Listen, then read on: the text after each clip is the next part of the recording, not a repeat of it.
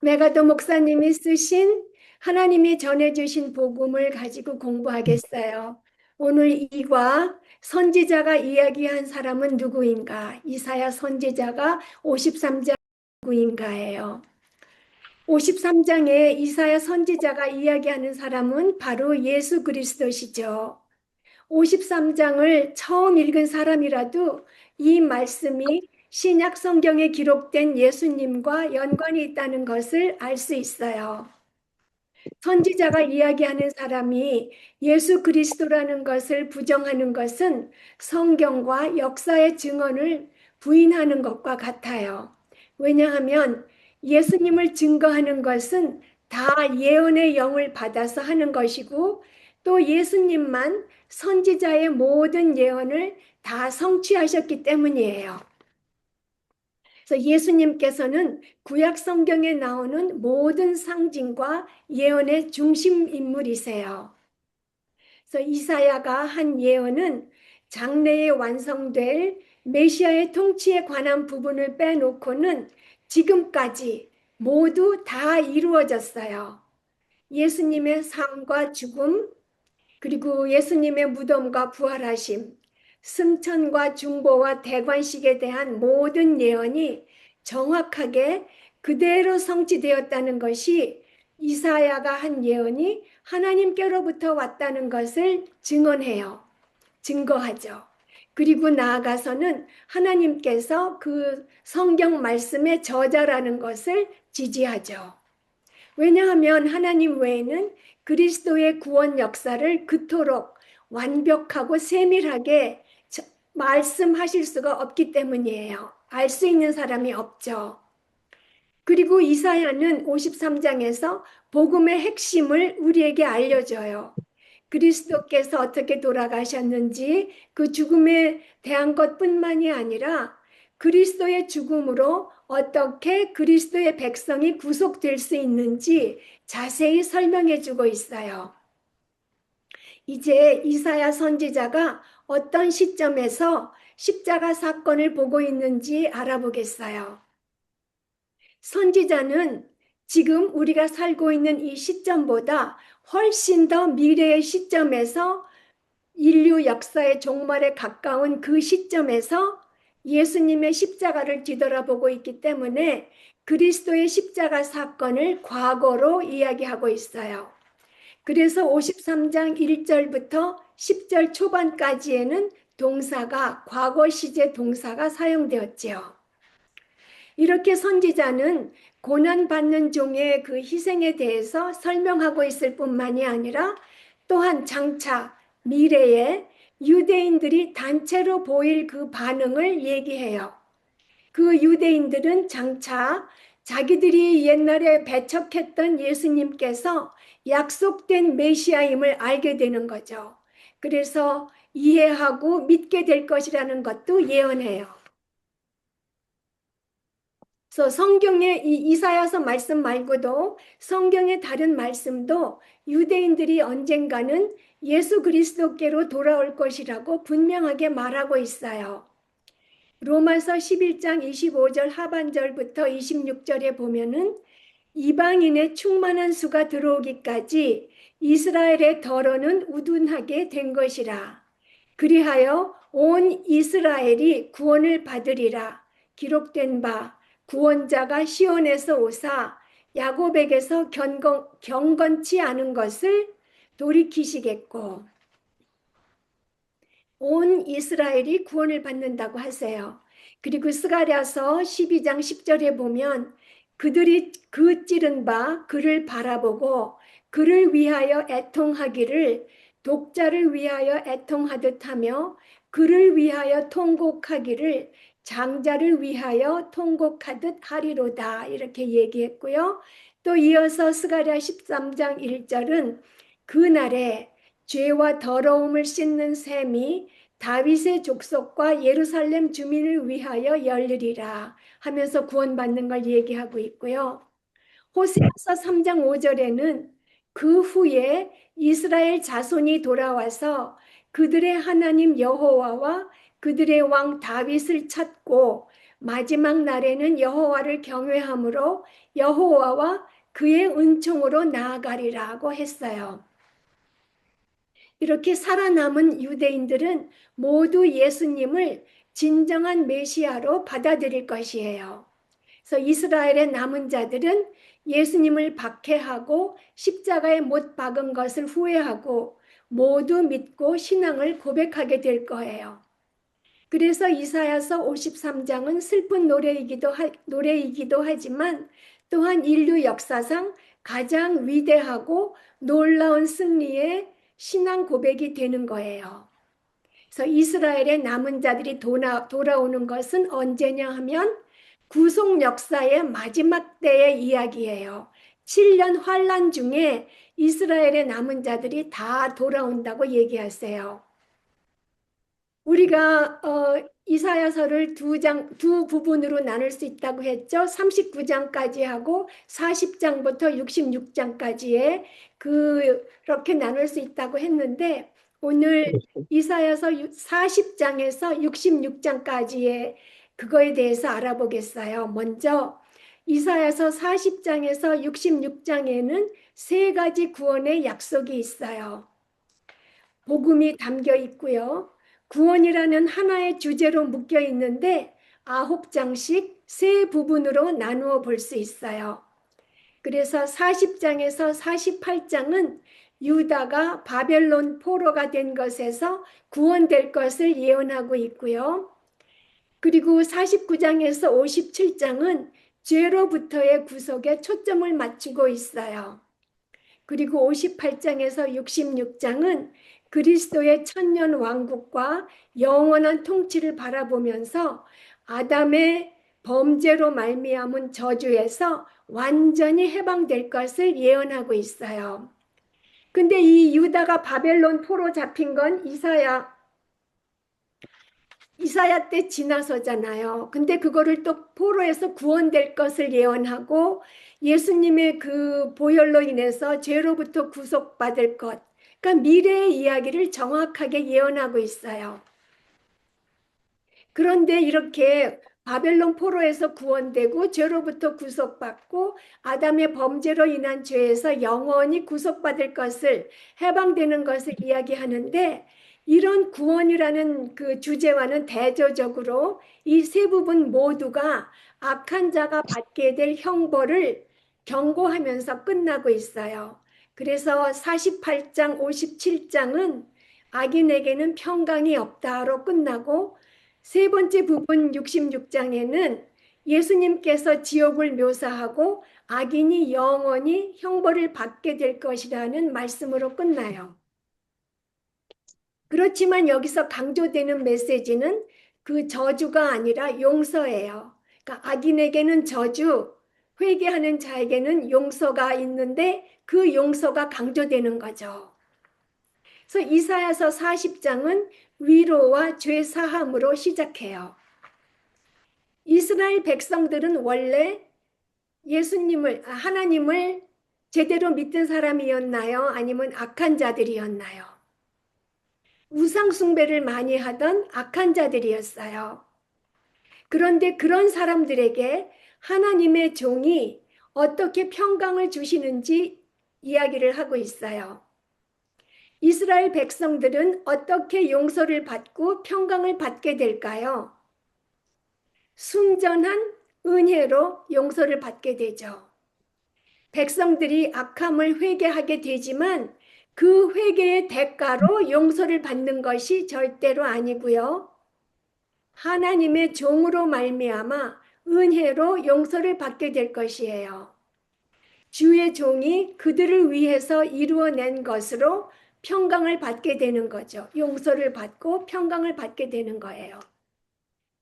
그래서 그 주의 종이 그들을 위해서 무엇을 이루어내셨는지 53장에 잘 설명이 되어 있는데 53장에서 그 5절이 53장의 핵심이고 하나님께서 전하신 복음의 정수인 형벌적 대속론의 원칙이 명확하게 서술되어 있는 구절이에요. 형벌적 대속론. 그러니까 법적으로 대신 속죄한다는 거죠. 53장 5절 말씀은 이렇게 돼 있어요. 그가 찔림은 우리의 허물 때문이요 그가 상함은 우리의 죄악 때문이라. 그가 징계를 받음으로 우리는 평화를 누리고 그가 채찍에 맞음으로 우리는 나음을 받았도다. 이 말씀에 주의 종인 그리스도께서 주의 백성을 대신해서 주의 백성에 대한 그 참혹한 형벌을 대신 받으심으로써 백성이 구속받는다고 분명하게 말씀하고 있어요. 그리고 11절에도 하나님의 의로운 종이 그들의 죄악을 친히 담당하리로다 라고 말씀하고 계시고요. 그래서 이 53장에는 그 형벌적 대속론이 잘 설명되어 있어요. 그 구약의 희생 제사를 계속 드렸잖아요. 구약 때에. 그때는 짐승으로 대속 희생을 했죠. 짐승을 잡아서 희생 제사를 드렸어요. 근데 이사야서 53장에는 하나님의 의로운 종이 대속으로 희생되는 그 이야기가 있어요. 그러니까 메시아가 하나님의 어린 양이 되어서 세상의 죄를 짊어지고 대속 희생하는 것이 확실하게 설명되어 있죠. 그래서 복음의 진리에서 가장 중요한 그 형벌적 대속 구원의 교리가 나오는 53장은 죄로부터의 구속을 말하는 49장과 57장의 한 가운데에 있어요. 우리가 40장부터 66장을 세 부분으로 나누는데 처음 9장은 바벨론으로부터의 구원, 두 번째 9장은 죄로부터의 구속, 나머지 40 몇 장부터 그러니까 58장부터 66장은 새하늘과 새 땅에서 그 아담의 그 죄의 저주로부터 영원히 해방되는 그거를 이야기하고 있다 그랬잖아요. 그래서 그 53장이 그 가운데 장의 가운데 부분의 정 가운데에 있어요. 그거를 이야기하고 있고 53장 5절은 또 우리가 이제 52장 13절부터 53장 12절까지의 정 가운데에 있다고 해요. 제가 다 이렇게 막 쉬어봤어요. 이게 장으로 따져서 가운데인지 절수까지 따져서 가운데인지 근데 그냥 장으로 따져서 가운데예요. 그래서 그리스도의 십자가가 한 가운데에 있고 그리스도의 형벌적 대속 구원의 교리가 한 가운데에 있어요. 그러면 우리를 구원하시기 위해서 그리스도께서 대신 형벌을 받고 십자가에서 꼭 피를 흘리고 돌아가셔야만 하셨을까요? 그냥 하나님께서 그냥 죄를 그 크신 사랑으로 용서해 주시면 안 되었을까요? 네, 용서와 구원에 대한 하나님의 모든 약속은 완전하고 효과 있는 속죄가 필요해요. 용서하고 구원해 주시려면 하나님의 공의가 만족되어야 되는 거죠. 히브리서 9장 22절에 피 흘림이 없은즉 사함이 없느니라고 하셨어요. 그러니까 사함은 오직 하나님의 의로운 종이신 그리스도의 완전히 의로우신 피 흘림만이 있어야 되고요. 흘림이 있어야만 되고요. 하나님의 공의를 만족시키는 완전하고 유효한 효과 있는 속죄를 하려면 역시 예수님의 완전히 의로우신 피 흘림이 있어야 되는 거예요. 그래서 예수 그리스도의 십자가가 인류 역사의 중심이 되고 하나님께서 죄를 사하여 주지 않으시면 아무도 구원을 받을 수 없어요. 이사야서 40장에서 66장 그 이사야서의 그 뒷부분에는 기원전 6세기에 유대인이 바벨론에서부터 구원받는 것과 죄로부터의 구속과 천년왕국에서의 그리스도의 통치와 새하늘과 새 땅에서 그 완전히 죄로부터 영원히 해방되는 것 그렇게 세 가지의 약속이 있어요. 그러니까 죄로부터 구속을 말하는 49장에서 57장에 보면 그 죄의 구속이 나오는데 그거 어떻게 은혜와 용서의 주제가 전개되는지 알아보겠어요. 그러니까 49장에서 57장에서 그 은혜와 용서의 주제가 어떻게 전개되는지 알아보면은 49장에는 주의 종은 천사가 아니라 사람이고 이 종이 구속을 약속해요. 그리고 믿으라고 촉구하고 있고요. 이 종은 이스라엘의 구원자일 뿐만이 아니라 온 세상의 왕들의 통치자라는 것을 분명히 알라고 촉구해요. 그리고 50장에는 1절에는 유다 왕국이 바벨론의 포로가 된 것이 죄 때문임을 분명히 얘기하고 있어요. 죄 때문에 유다 왕국이 바벨론의 포로가 되었다고 얘기하고 있고요. 그런데 2절에서는 여호와께서 이렇게 심판해서 포로가 되게 하실 뿐만이 아니라 구원하실 능력이 있음을 분명하게 말하고 있고요. 그 다음에 6절과 7절에서 종이 고난을 받지만 흔들리지 않으시는 것도 이야기하고 있어요. 그리고 51장에서 52장에 보면 하나님의 신실하심을 반복해서 선포하고 하나님의 백성에게 믿음으로 돌아올 것을 촉구해요. 그러면서 구원을 약속하고 보장하는 말씀이 반복해서 나타나고 있어요. 이렇게 하나님께서 구원을 약속하고 보장하는 말씀이 반복되는 것을 배경으로 해서 이사야서 52장 13절에서 53장에는 주의 종이 받을 고난과 그가 죄를 짊어짐으로써 이루게 되는 놀라운 결과가 자세히 설명되고 있어요.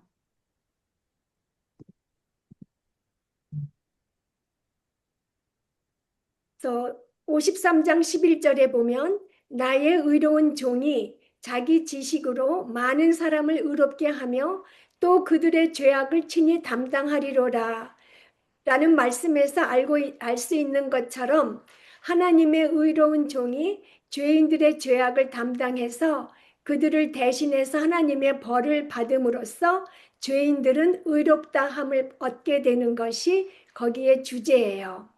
그래서 이어지는 54장은 축하 찬양으로 가득하고요. 믿음으로 의롭게 되는 교리를 다시 선포하고 있어요. 그러면서 55장은 오호라 너희 모든 목마른 자들아 물러 나오라 라고 시작하는데요. 그래서 55장 7절은 악인은 그의 길을 불의한 자는 그의 생각을 버리고 여호와께로 돌아오라. 그리하면 그가 긍휼히 여기시리라. 우리 하나님께로 돌아오라. 그가 너그럽게 용서하시리라 하면서 믿음과 회개를 촉구해요. 그러니까 죄에서 돌이켜서 믿음으로 메시아를 받아들이는 자는 누구나 용서받고 구원을 받는다고 약속하세요. 이어서 56장에는 이방인들도 구원받는 것이 나오죠. 여호와와 연합하여 그를 섬기며 나의 언약을 굳게 지키는 이방인마다 내가 곧 그들을 나의 성산으로 인도하여 기도하는 내 집에서 그들을 기쁘게 할 것이며 그러시면서 내 집은 만민이 기도하는 집이라고 얘기하세요. 그래서 하나님의 자비가 유다를 넘어서 이방인들에게까지 허락될 것임을 예언하고 있어요. 이 예언은 지금도 성취되고 있고요. 그래서 모든 나라, 모든 족속, 모든 민족이 그리스도께로 돌아와서 구원을 얻고 있어요. 그런데 그 56장 마지막 4절에서부터 57장 13절은 유다가 하는 그 우상 숭배의 죄를 아주 강하게 정죄하세요. 그런데 그 우상 숭배의 죄를 정죄하는 그 말씀은 유다뿐만이 아니라 시대를 막론하고 모든 사람에게 하나님께서는 결코 죄를 용납하지 않으신다는 것을 분명하게 말하고 있어요. 그리고 반면에 죄를 회개하는 자들은 용서하신다는 사실도 명백하게 말씀하고 있고요. 우상 숭배를 하면서 또 죄를 짓는 자에게는 저주, 그리고 회개하고 하나님께로 돌아오는 자기 백성에게는 약속을 용서하신다는 그 말을 분명하게 알 수 있게 하죠. 그래서 이렇게 유다의 그 우상 숭배하는 죄와 여러 가지 죄들을 정죄한 후에 다시 구원의 약속이 선포되고요. 위로와 평강의 말이 나오고 그리고 자기 백성에 대한 하나님의 약속이 나와요. 그래서 회개하고 돌아오는 자에게는 위로와 평강의 말과 하나님의 약속을 주신 뒤에 전능하신 하나님께 패역하는 악인들을 향한 저주로 또 끝나요. 예, 하나님의 말씀에 악인에게는 평강이 없다. 그런 말로 끝나요. 두 번째 그 9장 49장부터 57장은 악인에게는 평강이 없다라는 말씀으로 끝나지만 그 말씀의 중심 주제는 죄의 용서예요. 죄로부터의 구원이라는 주제가 회개와 믿음을 반복적으로 촉구하고 있어요. 죄로부터 구원이라는 주제가 회개하고 믿으라는 그런 것을 반복적으로 촉구하는 데에서 나타나고 있고요. 그리고 53장에는 복음 메시지의 정수, 아까 얘기했죠. 형벌적 구속론. 복음 메시지의 정수가 담겨 있어요. 그래서 어떻게 죄의 용서가 가능한지, 그리고 긍휼을 베풀고 구속의 대가를 치르는 분이 바로 하나님 자신이라는 복음의 정수가 들어 있고요.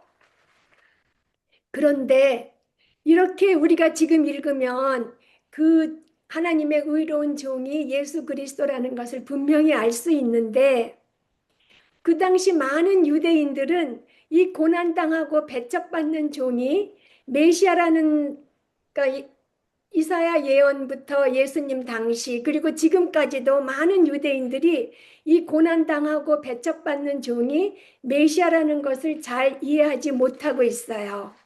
그 이유를 알아보면은요, 일반 그 유대인들뿐만이 아니라 그리스도의 제자들도 그리스도께서 마음을 열어서 성경을 깨닫게 하시기 전에는 이해하지 못했었어요. 왜 그 사람들이 특히 이해하기 어려웠냐 하면은 여기 그 책에 세 가지 이야기가 나오죠. 먼저 대부분의 유대인들은 메시아가 나타나서 압제자로부터 나라를 해방하고 이스라엘을 군사적, 정치적 강대국으로 회복해 주기를 바랐어요. 영적으로 회복해주고 영적 구세주를 바란 게 아니라 군사적, 정치적으로 자기네들을 강하게 해줄 그런 메시아를 바랐어요. 그래서 고난받고 약해 보이는 그런 배척당하는 구세주를 말하는 이사야서 53장을 제대로 이해할 수 없었어요. 그리고 두 번째로 바벨론 포로 생활에서 돌아온 유대인들은 우상 숭배를 하지 않았어요. 그 대신 율법에 대한 새로운 헌신을 다짐했어요. 그래서 음식이나 옷이나 뭐 씻는 것, 그런 것 같은 율법의 외적이고 의례적인 그 특징을 강조했고요. 말씀을 적은 종이를 작은 상자에 담아서 이마나 손목에 매는 것 같은 눈에 보이는 경건의 행위를 중시했고 엄격한 율법 준수를 강조했어요. 그래서 유대교가 점점 어떤 유대교가 퍼졌냐면은 율법주의적이고 금욕적인 그런 유대교가 점점 더 퍼졌어요. 참된 믿음보다는 전통적인 것, 종교적 전통을 더 중시했어요. 그래서 예수님 시대에는 율법주의가 이스라엘 종교계를 장악하고 있었어요. 근데 이 율법주의는 결국 죄인이 스스로 노력해서 의를 이루어서 하나님께 인정받으려고 하는 그런 주의지요. 스스로 노력해서 자기가 의를 이루어서 하나님께 인정을 받아야 되겠다 하는 것이 율법주의예요. 그래서 그들은 하나님의 모든 율법을 지킴으로써 스스로 의롭게 되려고 노력했기 때문에 자신이 죄가 있다는 것과 하나님으로부터 멀리 떨어져 있다는 것을 받아들일 수 없었어요. 그리고 자기네들이 열심히 율법을 지키려고 노력했기 때문에 자기들의 죄를 대신 짊어질 구세주의 필요성을 느끼지 못했죠. 뿐만 아니라 율법주의자는 종교적 전통을 최상의 그 가치 규범으로 여겼기 때문에 하나님의 법보다 자기네 전통을 더 우선시하는 경향이 정말 많았어요. 그래서 이런 경향은 바리새인들에게 아주 두드러졌는데, 그래서 예수님께서는 마가복음 7장 9절을 보면 이렇게 나무라셨어요. 너희 전통을 지키려고 하나님의 계명을 잘 저버리는도다 라고 꾸짖으셨어요. 그래서 바리새인들의 종교는 참된 믿음이 아니었고 율법주의적이고 가식적이었어요. 스스로 의롭게 여기면서 또 타인을 멸시했어요. 이렇게 율법적이고 가식적인 것은 자기 죄의 심각성을 깨닫지 못하는 데서 기인해요. 그래서 이사야 선지자는 인간이 얼마나 부패했다고 하나요? 64장 4절에 보면 우리는 다 부정한 자 같아서 우리의 의는 다 더러운 옷 같다고 해요. 예, 다 부정하고 더러운 옷 같다고. 우리가 아무리 의로운 행실을 해도 다 더러운 옷과 같다고 해요. 그리고 57장 12절에 스스로 구원을 이룰 수 있다고 믿는 자들에게 하나님께서는 이렇게 말씀하세요. 그 내 공의를 내가 보이리라. 내가 행한 일이 내게 무익하니라고 하세요. 네가 한 일이, 네가 공의롭다고 한 일이 너를 구원하는 데 무익하다, 이렇게 말씀한 거죠. 그래서 개인의 노력으로 구원을 이루려고 하는 종교는 인간이 정말 철저하게 절망적으로 부패한 것을 간과하는 경향이 있고요. 자기의 죄의 심각성을 깨닫지 못하기 때문에 구세주의 필요성을 느끼지 못해요. 그런데 외적인 경건의 행위나 율법을 준수하는 것으로는 죄의 문제를 절대로 해결할 수 없죠. 그래서 죄인은 그 어떤 행위를 하더라도 스스로를 거룩하게 할 수 없어요. 우리는 다 부정한 자 같아서 우리가 하는 그 의는 다 더러운 옷 같다고 했잖아요. 그 더러운 옷이 그냥 뭐 좀 때 묻은 게 아니라 아주 더러운, 예, 그런 걸 말하죠. 여러분 다 아실 거예요, 뭔지. 여기서 죄인은 스스로를 절대로 거룩하게 할 수 없고요. 갈라디아서 2장 21절에도 이렇게 되어 있어요. 만일 의롭게 되는 것이 율법으로 말미암으면 그리스도께서 헛되이 죽으셨느니라고 해요. 우리가 율법을 지킴으로써 의롭게 된다면 그리스도께서 헛되이 죽으신 것이라고 하는 거죠. 그러니까 한마디로 율법을 지킴으로써 의롭게 될 수 없다고 한 거예요. 그렇게 자기네가 정치적 메시아를 바랬기 때문에 그렇게 고난받고 나약해 보이는 그런 메시아가 필요 없었기 때문에 53장을 이해하지 못했고, 율법주의에 물들어 있었기 때문에 구세주가 필요하지 않다고 생각했었고, 그리고 세 번째로 많은 유대인들은 자신들이 아브라함의 자손으로서 이미 하나님의 복과 은총을 받았기 때문에 죄를 용서받고 하나님의 정죄로부터 구원을 얻기 위하여 구세주가 필요하다는 것을 받아들이지 않았어요. 자기가 아브라함 자손이기 때문에 이미 하나님과의 관계가 회복되었다고 생각하는 거였죠. 근데 요즘에도 날 때부터 또는 세례를 통해서 기독교인이 되었다고 하면서 자신의 죄를 잘 모르고 구세주가 필요한 것을 잘 모르는 사람이 있어요.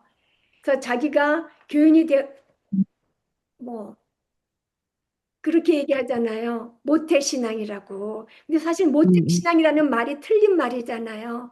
믿음이라는 것은 자기가 죄를 고백하고 자기 마음으로 죄를 회개하고 하나님을 마음으로 믿고 그 입으로 고백하는 게 있어야 되는데 모태신앙이라뇨. 태아가 무슨 그런 걸 해요. 그래서 그렇게 자기가 그 과거의 어떤 사건으로 나는 기독교인이라고 하면서 자기의 죄를 잘 모르고 구세주가 필요한 것을 잘 모르는 사람들이 요즘에도 있어요. 그리고 바리새인들은 참으로 교만했어요. 그래서 이방인이나 불신자는 죄인으로 여기면서 자신들은 회개할 것이 없는 의인이라고 생각했어요.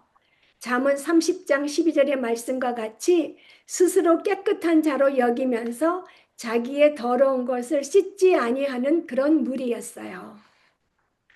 세상의 모든 거짓 종교는 자신이 절망적인 죄인이며 구세주가 필요하다는 것을 인정하지 않아요. 내가 노력하면 어떤 경지에 이르고 득도할 수 있다고, 네, 구세주가 필요하지 않고 자기가 도를 얻을 수 있다고 생각하는 거죠. 그리고 또 기독교에서도 잘못된 자기 확신을 조장하는 것이 어떨 때는 독이 될 수 있죠. 아직 믿지 않고 그냥 교회만 열심히 다니는 사람인데 기독교인이 되었다고 구원받았다고 인정해주면 그것도 안 되는 거예요. 그래서 세상의 모든 거짓 종교는 자신이 절망적인 죄인이고 구세주가 필요하다는 사실을 인정하지 않고요. 그렇게 자신의 노력에 의지하는 그 종교의 그것이 아주 치명적인 거예요. 구세주가 필요하다는 것을 모르게 하는 사실이. 그래서 이렇게 스스로 의롭다고 여기는 자들은 이사야서 53장의 메시지를 읽어도 아무런 감동이 있을 수가 없고 또 그분이 예수님을 말하는 것이라고 알 수가 없어요. 그래서 다시 말씀드리면 유대인들은 자신을 영적으로 구원해 줄 메시아가 아니라 정치적 군사적 승리를 가져다 줄 메시아를 기다렸고 또 그들은 율법주의에 빠져서 행위로 구원을 얻으려고 했기 때문에 메시아가 필요 없었고 또 필요 없다고 생각했고 또 그들은 아브라함의 자손이기 때문에 또 다른 구세주가 필요하다고 생각하지 않았어요. 그래서 이사야서 53장을 잘 이해할 수가 없었어요. 그런데 자매님들 각자를 한번 잘 점검해 보세요. 이런 유대인들 바리새인과 같지는 않지만 나는 과연 어떤 메시아를 원하고 있는가? 나에게 세상적 승리와 복을 가져다 주실 메시아를 원하지는 않는가? 그리고 내가 구원을 얻었다고 확신하는 근거가 무엇인지, 내가 착하기 때문인가? 옆집 사람보다 내 친구보다 착하기 때문인가? 아니면 세례받고 성실하게 교회에 다니기 때문에 나는 구원을 얻었다고 나는 확신할 수 있는가? 아니면 그리스도께서 이루신 일로 내 죄가 씻겨졌고 그리스도께서 나의 주님이시며 구세주가 되셨기 때문에 내가 구원을 얻었다고 확신하는가? 한번 점검해 보시면 좋겠어요. 그래서 우리는 다 양 같아서 그릇행하며 각기 제 길로 갔죠. 그래서 우리 모두는 우리를 구원해 주실 목자 되신 하나님이 필요해요. 그래서 이사야 선지자가 이야기한 사람은 베드로전서 3장 18장에서 말하는 그리스도이세요. 베드로전서 3장 18절은 단번에 죄를 위하여 죽으사 의인으로서 불의한 자를 대신하셨으니 이는 우리를 하나님 앞으로 인도하시는 그리스도라고 하죠. 그래서 우리가 범죄한 것 때문에 내줌이 되고 또한 우리를 의롭다 하시기 위해서 살아나신 예수 그리스도가 이사야 선지자가 말한 그 사람이에요. 그 하나님의 종, 주의 종이에요. 예, 기도하시겠습니다. 예수님, 저희들이 죄를 회개하게 하여 주시고 다 부정하고 더러운 옷을 입은 저희들을 용서하여 주신 은혜에 감사드립니다. 예수님을 주님으로 모시고 예수님의 순종하심을 본받고 성령의 열매를 맺어 주님을 영화롭게 하기를 힘쓰겠으니 성령님께서 힘주시고 영광 받으시옵소서. 그릇 행하며 각기 제 길로 가는 저희들 대신 모든 고난을 받으시고 십자가에 돌아가신 선한 목자이시며 주님이신 예수님의 이름으로 기도드렸습니다. 아멘. 아멘.